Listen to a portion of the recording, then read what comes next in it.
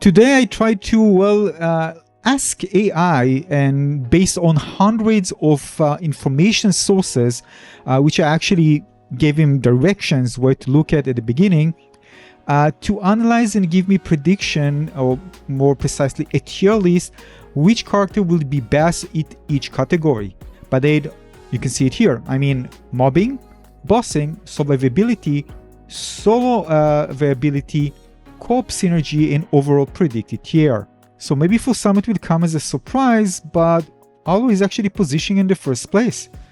A power comes down to one absolute game-breaking skill, which is entanglement.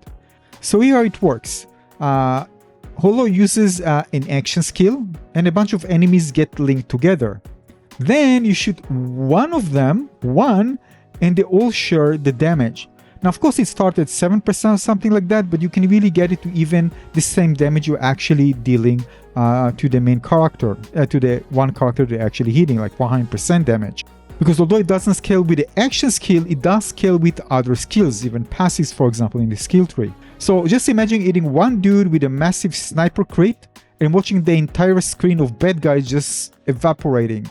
Sounds amazing, huh? So basically, Harlowe turns the best single target guns, again, potentially, into the best mobbing weapons in the game. Just think about how crazy it is. Like, the best sniper rifle that you can get can just eliminate the entire enemies on the screen. It's crazy. Now, on top of that, she has an action skill called 0 Point, where she's basically kind of like Maya's phase lock on steroids. She can just leave the toughest enemy in the room into a bubble and take them out of the fight, or you can just focus on them while actually bubbled. This is again insane mob clearing capabilities and top tier crowd control, among the best in the game, if not the best we have in the game right now, based on the information that we know. And she also is going to be amazing support because of these capabilities, and she's going to be amazing for co-op play as well. Alright, in the second place we have Vax. She, as you can see, S tier, S plus in solo viability. So if you decide to go solo, she's one of the most recommended ones, but she also S in bossing and in overall predicted tier, there with Harlowe.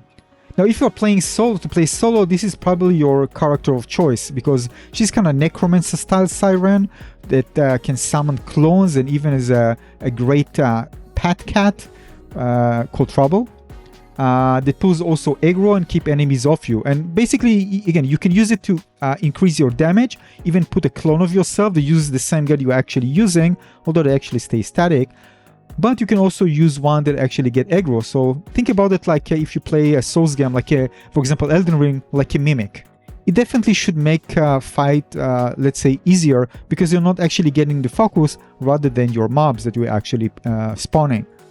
Now, theory crafters are already kind of cooking up some unkillable and god mode builds using her lifesteal skill. So she's definitely going to be, when it comes to survivability, theoretically something kind of that seems like just off the charts.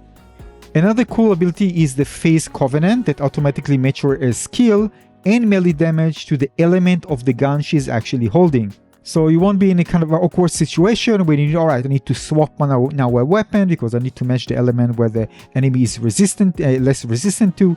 She's always dealing the right kind of damage based on that weapon. So when you look at all her abilities, in the potential build options, she really doesn't have really strong weakness. She can mob, she can boss, she can nearly, be impossible to kill theoretically with her lifesteal capabilities. And I think also many would consider her that the most versatile character in the game. This means you can really go in different ways and create really unique builds for her. For example, unlike Harlowe, that's probably going to be more strict with the different builds you're going to create with her. She's very, very strong. And third, we have Amon. This is number 3. This is kind of a big character. You can actually see that when people said they actually play with him, he was kind of taller. So other enemies would kind of, look at them from above because he's taller. His geometry is taller in the game. And this is the tank in the bunch, focused on very high survivability. Now, while his solo damage might not be crazy as Harlowe's or Vex, for example, his value in co-op is what puts him, I think, at the top of the list.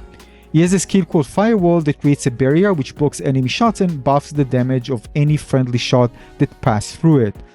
In a tough boss fight, for example, having Amon on your team, if you are playing together, is going to be a total game changer. It makes the entire team just better and allows, of course, everybody to get less damage and amplify their damage as well. So if you are planning to play with friends, having an Amon in the group, I think, is going to be amazing. You're going to make the entire team much, much stronger.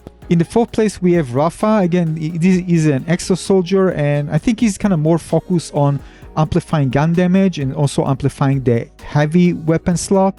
But that I mean, again, heavy weapon and also grenades. His whole kit revolves around a buff called Overdrive, which boosts his speed and damage while his action skills are active. So if you're also looking for, probably the fastest character in the game, Rafa is the one for you. Now, to be effective, you have to constantly be juggling your cooldowns to keep Overdrive up 100% of the time. I think he's more or less into like really strong burst damage compared to Vex, and more like being able to sustain his damage for longer. He can generate ammo faster, I think, than any other character. But that sustainability also allows you, of course, to have lots of synergies that are going to be have higher uptime, and also allows you to, in general, deal more damage, so you won't get in a situation where you don't have ammo or low on ammo in certain situations. Also, it seems that it's going to be pretty squishy. It doesn't have a lot of built-in health regeneration or damage reduction like the other 3.